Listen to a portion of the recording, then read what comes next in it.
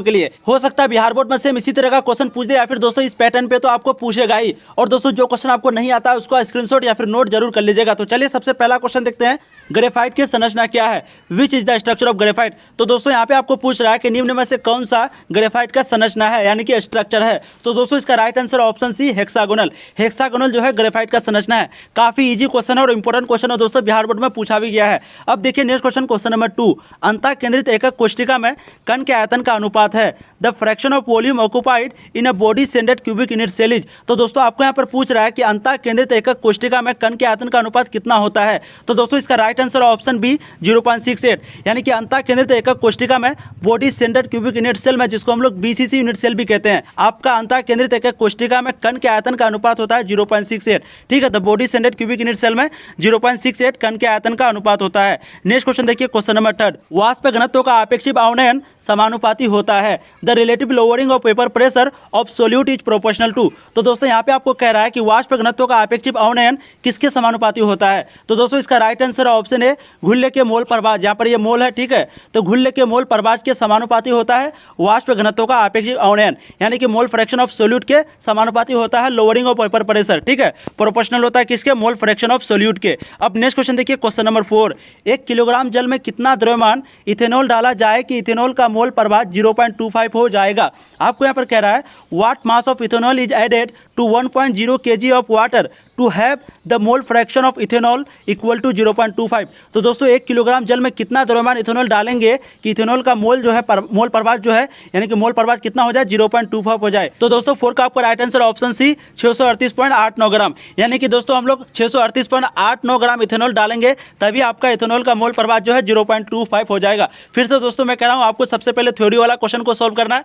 उसके बाद न्यूमेरिकल बनाना। ठीक है, आपका टाइम बचेगा दोस्तों, बहुत ज्यादा टाइम बचेगा, ये आपको बेनिफिट पहुंचाएगा। अब नेक्स्ट क्वेश्चन देखिए, क्वेश्चन नंबर 5, निम्नलिखित में कौन अभिव्यक्ति सही है। आपको पूछ रहा है कि कौन सा एक्सप्रेशन निम्न में से ट्रू है, कौन सा एक्सप्रेशन सही है। दोस्तों आप लोग जल्द से जल्द कमेंट करेंगे, काफी इजी क्वेश्चन और इंपॉर्टेंट क्वेश्चन है। तो दोस्तों 5 का राइट आंसर है ऑप्शन बी I बराबर Q/T, जहां पर दोस्तों I करंट है, Q चार्ज है और T टाइम है। तो कौन सा एक्सप्रेशन सही है, तो आपका ऑप्शन बी राइट आंसर होगा। अब देखिए नेक्स्ट क्वेश्चन, क्वेश्चन नंबर 6, जंग लगने से बचने के लिए कौन धातु ऑक्साइड का बचाव सतह बनाता है। यहाँ पर आपको दोस्तों कह रहा है कि कौन सा मेटल से हम लोग धातु ऑक्साइड बनाएंगे जिससे कि जंग ना लगे। ठीक है, तो जंग लगने से बचने के लिए कौन सा धातु ऑक्साइड का बचाव किया जाता है। आप यहाँ पर इंग्लिश में पढ़िए, which of the following metals form a protective layer of oxide to prevent corrosion. तो दोस्तों आपको यहाँ पर पूछ रहा है कि जंग लगने से बचाने के लिए कौन सा मेटल का हम लोग उपयोग करेंगे, यानी कि कौन सा मेटल का धातु ऑक्साइड बनाएंगे। तो दोस्तों 6 का आपका right answer option D aluminium. क्या है, ऑप्शन डी अल्युमिनियम। तो जंग लगने से बचने के लिए अल्युमिनियम का धातु ऑक्साइड बनाएंगे तभी ये बचाएगा। ठीक है, अब नेक्स्ट क्वेश्चन देखिए, क्वेश्चन नंबर 7, प्रथम कोटि प्रतिक्रिया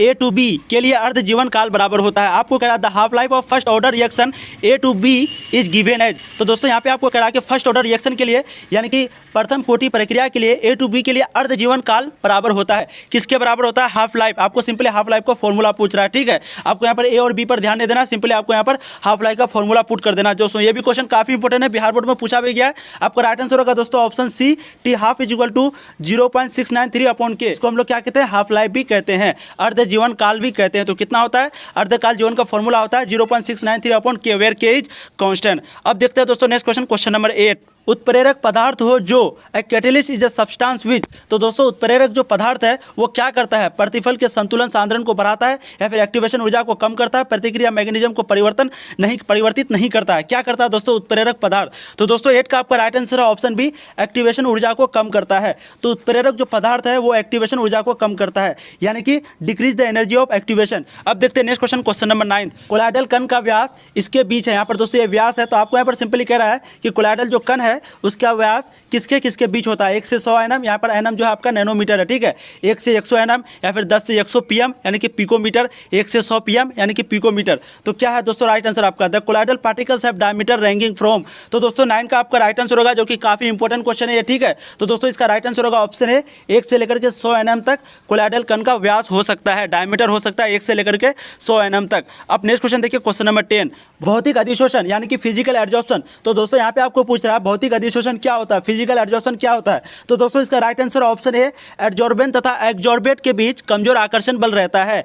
involves weak interaction between adsorbent and adsorbate. तो किसके बीच, एडजॉर्बेंट और एग्जॉर्बेट के बीच जो है कमजोर आकर्षण बल होता है, अट्रैक्टिव फोर्स होता है भौतिक अधिशोषण। यही आपका ऑप्शन ए राइट आंसर होगा। काफी इंपॉर्टेंट क्वेश्चन था ये भी। अब देखिए दोस्तों next question, question number 11। Alumina के विद्युत विच्छेदन में क्रायोलाइट मिला दिया जाता है। आपको यहाँ पर पूछ रहा है in the electrolysis of alumina cryolite is added to. तो दोस्तों यहाँ पे आपको कह रहा है कि एल्यूमिना के विद्युत विच्छेदन में क्रायोलाइट मिला दिया जाता है। किसके लिए, क्या करने के लिए दोस्तों मिलाया जाता है क्रायोलाइट को एल्यूमिना के विद्युत विच्छेदन में, यही आपको पूछ रहा है। तो दोस्तों 11 का राइट आंसर ऑप्शन है एल्यूमिना के द्रव्यमान को कम करने के लिए, यानी कि lower the MP of alumina. अब देखिए नेक्स्ट क्वेश्चन, क्वेश्चन नंबर 12। निम्नांकित में से कौन भारतीय सॉल्ट पीटर के नाम से जाना जाता है। आपको यहाँ पर कह रहा है कि निम्न में से कौन भारतीय सॉल्ट पीटर के नाम से जाना जाता है। तो दोस्तों 12 का राइट आंसर जो कि काफी इंपॉर्टेंट है option C KNO3। Which of the following is known as Indian saltpetre. कौन है निम्न में से, KNO3। आपका ऑप्शन सी राइट आंसर होगा। यहाँ पर सी है दोस्तों, KNO3 आपका राइट आंसर होगा ऑप्शन सी।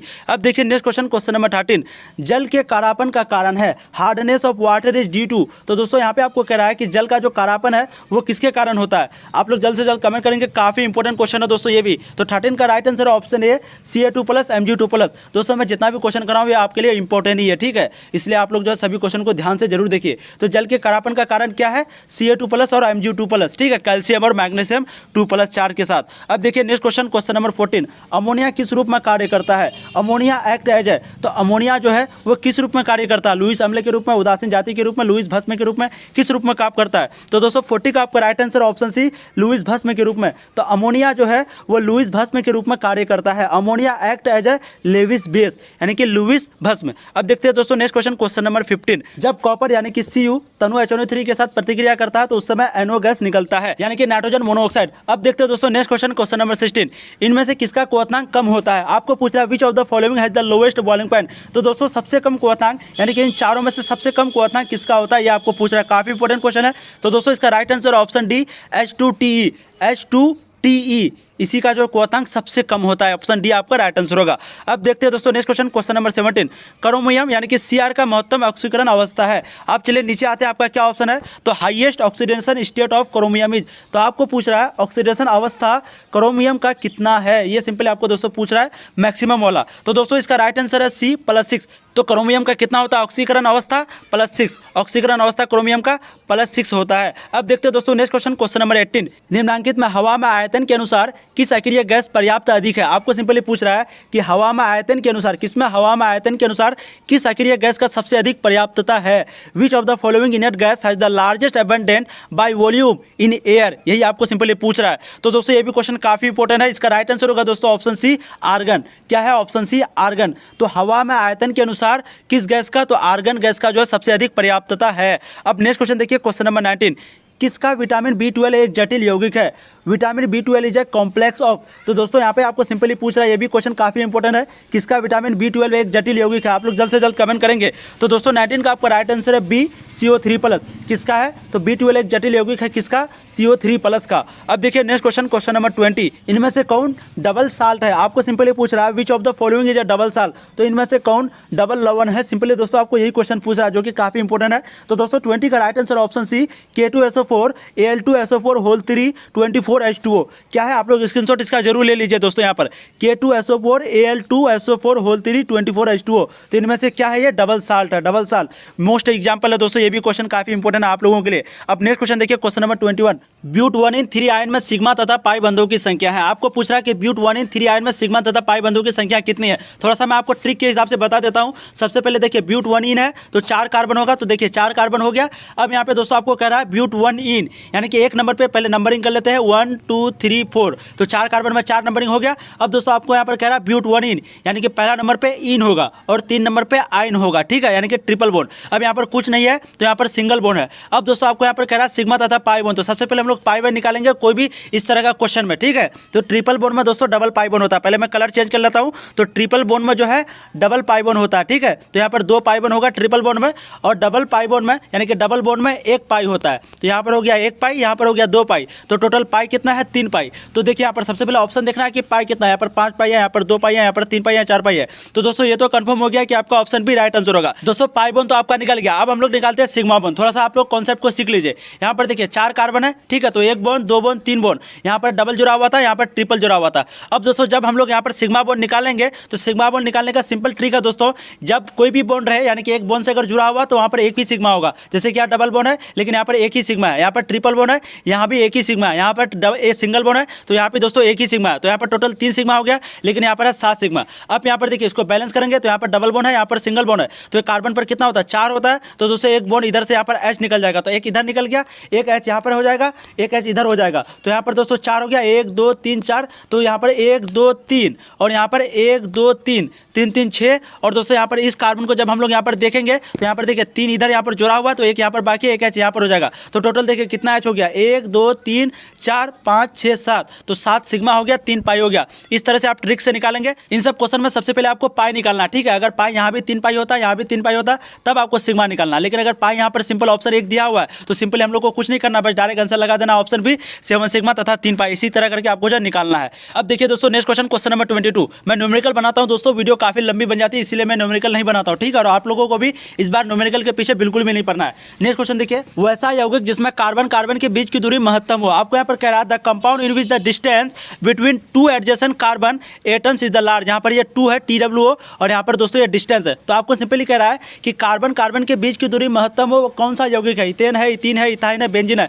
काफी इंपॉर्टेंट क्वेश्चन है दोस्तों, बिहार बोर्ड का काफी इंपॉर्टेंट क्वेश्चन है। तो दोस्तों आप बताइए कि वैसा यौगिक का नाम क्या है जिसमें कार्बन कार्बन के बीच की दूरी सबसे अधिक होती है। 22 का राइट आंसर होगा दोस्तों ऑप्शन है इथेन। इथेन ही एक ऐसा यौगिक है जिसमें कार्बन कार्बन के बीच की दूरी सबसे अधिक होती है। अब नेक्स्ट क्वेश्चन देखिए, क्वेश्चन नंबर 23। दोस्तों अगर अभी तक आप लोगों ने चैनल को सब्सक्राइब नहीं किया तो चैनल को सब्सक्राइब कर दीजिए। जब तक आप दोस्तों एग्जाम खत्म नहीं हो जाती तब तक आपको यहाँ पर तैयारी कराई जाएगी और आंसर की भी सबसे पहले आपको यहीं पे मिलेगा, ठीक है। और सभी सब्जेक्ट का फिजिक्स केमिस्ट्री बायोलॉजी का भी आपको यहाँ पर क्वेश्चन मिलता है, इसलिए आप लोग उसको भी जरूर देख लीजिएगा, वो भी काफी इंपॉर्टेंट है। इसी तरीके से इनमें से कौन अस्थायी कार्बोकेटाइन है। आपको पूछ रहा है which of the following is stable carbocation. तो दोस्तों निम्न में से कौन अस्थायी कार्बोकेटाइन है, आप लोग कमेंट करेंगे। तो दोस्तों 23 का right answer option D R3C+। R3C+ जो है अस्थायी कार्बोकेटाइन है। क्या है, स्टेबल कार्बोकेटाइन। अब दोस्तों देखते हैं नेक्स्ट क्वेश्चन नंबर 24। अल्कोहल के निर्जलीकरण का क्रम है। आपको यहाँ पर पूछ रहा है कि अल्कोहल का निर्जलीकरण का क्रम क्या है। तो दोस्तों इसका right answer option D 1 degree जो है हमेशा 2 डिग्री से छोटा होगा और 2 डिग्री जो है हमेशा 3 डिग्री से। तो अल्कोहल के निर्जलीकरण का क्रम है 1 degree is less than 2 degree, 2 degree is less than 3 degree. आपका ऑप्शन डी राइट आंसर होगा। The order of dehydration of alcohol is, option D आपका राइट आंसर होगा 1 degree is smaller than 2 degree is smaller than 3 degree. अब next question देखिए, question number 25। इनमें से किसमें ester बंधन है। Which of the following has ester linkage. तो दोस्तों आपको यहाँ पर कह रहा है कि निम्न में से किसमें एस्टर बंधन है। PVC में, टेरिलीन में, यहाँ पर दोस्तों वैकिलाइट में, किसमें है। तो दोस्तों 25 का राइट आंसर है ऑप्शन सी टेरिलीन में। टेरिलीन में जो है आपका एस्टर बंधन है। अब नेक्स्ट क्वेश्चन देखते हैं, क्वेश्चन नंबर 26। केवल RNA में इनमें से कौन भस्म उपस्थित है। तो दोस्तों आपको पूछ रहा है कि सिर्फ RNA में कौन भस्म उपस्थित है। Which of the following bases is present in RNA only. तो आप लोग कमेंट करेंगे जल्द से जल्द, काफी इंपॉर्टेंट क्वेश्चन है। तो दोस्तों इसका राइट आंसर है ऑप्शन सी यूरासिल। यूरासिल जो है केवल RNA में उपस्थित है, ठीक है। तो कौन सा भस्म है, यूरासिल। अब देखते हैं दोस्तों नेक्स्ट क्वेश्चन नंबर 27। आपको पूछ रहा है पेनिसिलिन है, यहाँ पर पूछ रहा है पेनिसिलिन इज। तो पेनिसिलिन क्या है, हार्मोन है, दर्द निवारक है, क्या है। तो दोस्तों 27 का right answer option C antibiotic. तो पेनिसिलिन क्या है, एंटीबायोटिक। अब देखिए दोस्तों next question number 28। Benzene diazonium chloride के जलीय विलयन को गर्म करने पर प्राप्त होता है। On warming an aqueous solution of benzene diazonium chloride the product obtain is. तो आपको कह रहा है जब हम लोग बेंजीन डाइजोनियम क्लोराइड को जलीय विलयन में गर्म करते हैं तब क्या प्राप्त होता है। गर्म करने पर बेंजीन प्राप्त होता है, एनालिन प्राप्त होता है, फेनॉल प्राप्त होता है, एमाइड प्राप्त होता है। तो दोस्तों 28 का राइट आंसर है ऑप्शन सी फेनॉल। क्या प्राप्त होता है, फेनॉल प्राप्त होता है। तो जब हम लोग बेंजीन डाइजोनियम क्लोराइड को जलीय विलयन में गर्म करते हैं तब हम लोग को फेनॉल प्राप्त होता है।